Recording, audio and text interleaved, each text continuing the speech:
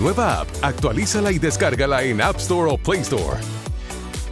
TVC va con vos. Mucha atención a esta noticia de último minuto. Estamos a 6 días para que el gobierno de Estados Unidos dé el nombre en la lista denominada Angel, que es una lista donde aparecen personas señaladas por supuestos casos de corrupción. Y yo le voy a leer aquí. La lista Angel es el nombre común que se le suele dar al listado que incluye ley mejorada de compromiso con el Triángulo Norte. Se conoce de esa forma porque dicha normativa fue impulsada por el prominente congresista Eliot Engel, conocedor de la situación en Guatemala, Honduras y El Salvador, y ferviente crítico del socavamiento de la institucionalidad de parte de los políticos en el área. Sin duda alguna, se esperará con este listado conocer e identificar a personas señaladas por corrupción e implicados en otros crímenes que han causado tensión y fricciones entre los gobiernos del Triángulo Norte y Estados Unidos. Es una política del actual mandatario de los Estados Unidos, Joe Biden. Pero ¿qué tiene que decir expertas en estos temas? Ismania Platero se encuentra con el periodista Carlos Llanes y le revela datos de lo que puede pasar con esta lista Angel. Carlos, con usted.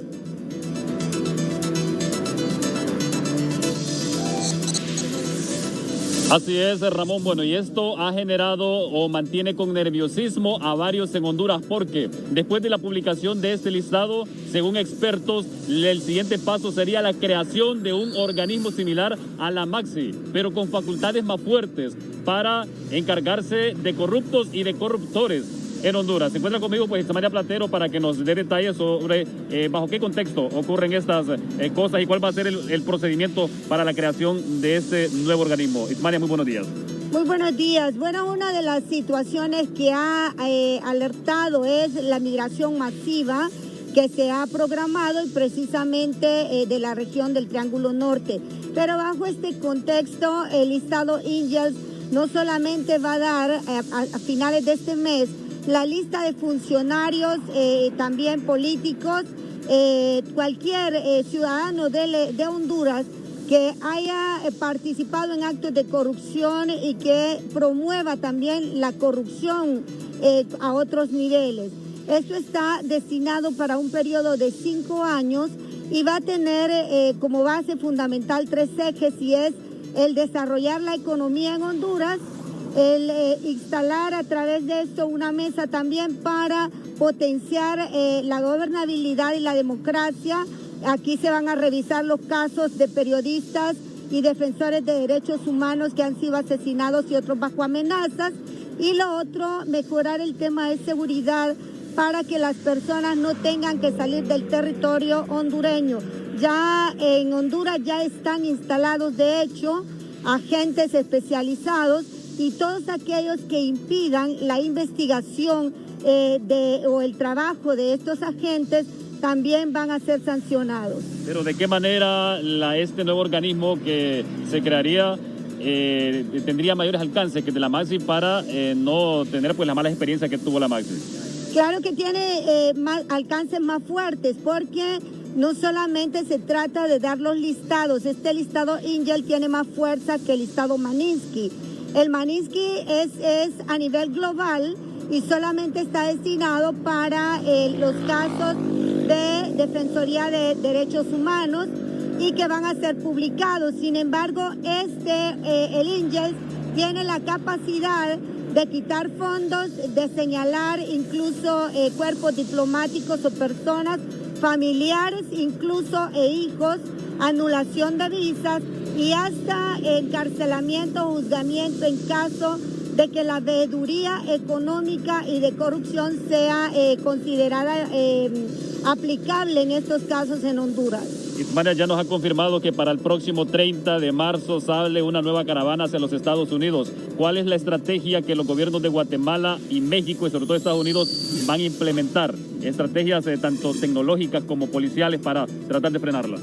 Bueno, ya hemos evidenciado el día de ayer y en esta semana la doble moral y el papel tan sucio que están haciendo los gobernantes del Triángulo Norte, y que esperemos que salgan en esos listados, porque en particular México ha asegurado que ha dado trabajo a casi 12,000 hondureños, cosa que no lo hemos visto aquí en Honduras.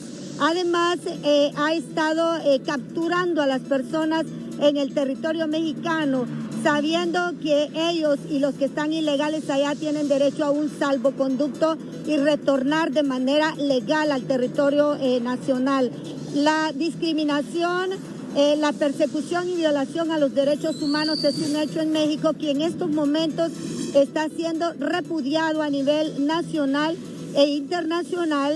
Hablo de México porque Honduras todavía no se ha pronunciado. Perfecto, muchísimas gracias. Sí, ya el gobierno mexicano informó que desplegó unidades en la frontera entre México y Guatemala para detectar a los migrantes. Sí, van a utilizar drones y también cámaras de visión nocturnas para evitar de que muchos integrantes de la caravana pues logren llegar o adentrarse a México y luego pasar hacia los Estados Unidos. Ramón, ponte al estudio. Las noticias nacionales fueron presentadas por Cardiovital. Tu corazón importa. Cuídalo a diario tomando Cardiovital. Una opinión calificada es la del exfiscal del Ministerio Público, doctor Edmundo Orellana Mercado. Gracias por atender la comunicación del matutino. Esta lista Angel, que en 6 días se va a revelar y sin duda alguna va a brindar nombres, en el caso de Honduras específico, de personas vinculadas a corrupción, crimen organizado y también a violación de derechos humanos. ¿Qué se puede esperar con esta lista, doctor Edmundo Orellana? Buenos días. Pues buenos días, Matute, y buenos días a sus televidentes. Mire, yo sospecho que esta lista va a tener el mismo alcance que la lista que nos ofreciera el Departamento de Estado a instancia de la representante Torres, porque será sumamente difícil que incorpore a personas que no han sido previamente señaladas, ya sea porque están involucradas en un escándalo, o porque es notorio que están siendo investigadas por el Ministerio Público, o porque han sido procesados. Pero no veo yo la posibilidad de que puedan incorporar personas que todavía nosotros no sabemos que están en realizando actos de corrupción, porque esto sería prácticamente hacer un señalamiento calumnioso a alguien que todavía no ha trascendido ningún acto irregular de su parte. ¿Es una lista que usted cree habrá sorpresas o sin duda alguna en la lista aparecerán los mismos nombres que en el pasado se han señalado, doctor? Yo creo que van a ser los mismos. Sumamente difícil va a ser incorporar a más. Mire, esa lista, Matute, esa lista la provee la Embajada de los Estados Unidos aquí. Esa no se la inventan allá en Estados Unidos, sino que de aquí sale la lista. Y esa lista seguramente va a ser exclusivamente de los que ya están señalados. Porque los que entienden este tema saben que la fuente es la Embajada. Y la gente de la Embajada que ha hecho amistad aquí con las personas en el ambiente no se va a querer comprometer a involucrar a las personas que no están en forma manifiesta en estas actividades de corrupción. ¿Hay nerviosismo en el país, doctor?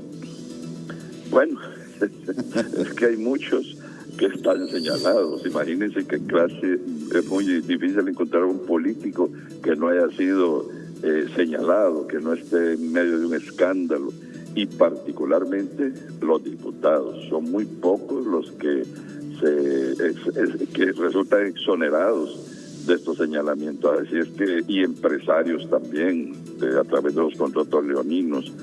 Así es que vamos a ver a muchos temblar, pero las consecuencias, Matute, va a ser simplemente suspenderle la visa. Esperemos que sea lo suficientemente drástica para que no sea una suspensión, sino una revocación vitalicia, es decir, de por vida de la visa. De lo contrario, no va a tener mucha importancia esa sanción. Sí, lo que repercute es la suspensión de la visa y los señalamientos para el país. ¿Qué otras implicaciones tiene esto para Honduras cuando se revelan este tipo de listados, doctor? Bueno, aquí lo que Honduras está a nivel internacional como noticia, Matute, por dos escenarios de delincuencia organizada. La corrupción es una de ellas, porque incluso Trump acusó al gobernante y al gobierno de corruptos, y el otro es el narcotráfico. Sí. Estos dos temas han manchado la imagen del país, que no ha ocurrido con Guatemala y El Salvador, en donde solo ha habido señalamientos de corrupción. Eso realmente nos avergüenza a todos, porque no se refieren al gobierno nada más en el extranjero, se refieren al país, se refieren a los hondureños. Y en ese señalamiento quedamos comprendidos todos los hondureños, aunque sepamos que no son todos los que están en eso, es más, son unos pocos, pero el señalamiento es general por una sencilla razón, Matute, porque si es que tenemos gobernantes que están con esos cuestionamientos tan serios como el que ha resultado en el juicio del señor Fuentes, es porque nosotros los hondureños lo hemos tolerado. Ahora, doctor, ¿usted cree que se le ocurre por la mente al señor Biden, preguntándolo así de una manera muy particular, o a la administración de Estados Unidos ubicar en el Triángulo Norte instituciones como Maxi, como CICIG, como se ha venido hablando y han pedido algunos sectores en Honduras? Bueno, yo lo que encontré fue que en el plan de Biden, el original desde su campaña, él proponía la creación de una oficina dentro del OFAC que tuviese esos alcances, es decir, perseguir a los corruptos y a los lavadores de activos fundamentalmente, pero dentro del OFAC y con competencia, con jurisdicción en El Salvador, en Guatemala y en Honduras. Habrá que determinar cuánto de drásticas van a ser las medidas que se pueden dictar desde ahí. Recuerde que el OFAC, al designar una empresa, por ejemplo, o una persona, esta queda muerta prácticamente civilmente, es decir, no puede utilizar tarjetas de crédito, no puede tener cuentas bancarias, no puede hacer ninguna transacción en el sistema financiero nacional e internacional. Si es así, yo creo que el OFAC va a ser de efectos terribles para los corruptos y para los lavadores de activos. Ahora, quiero terminar la entrevista con esto. ¿Es un mal mensaje de la justicia hondureña cuando excarcela a personas señaladas por corrupción?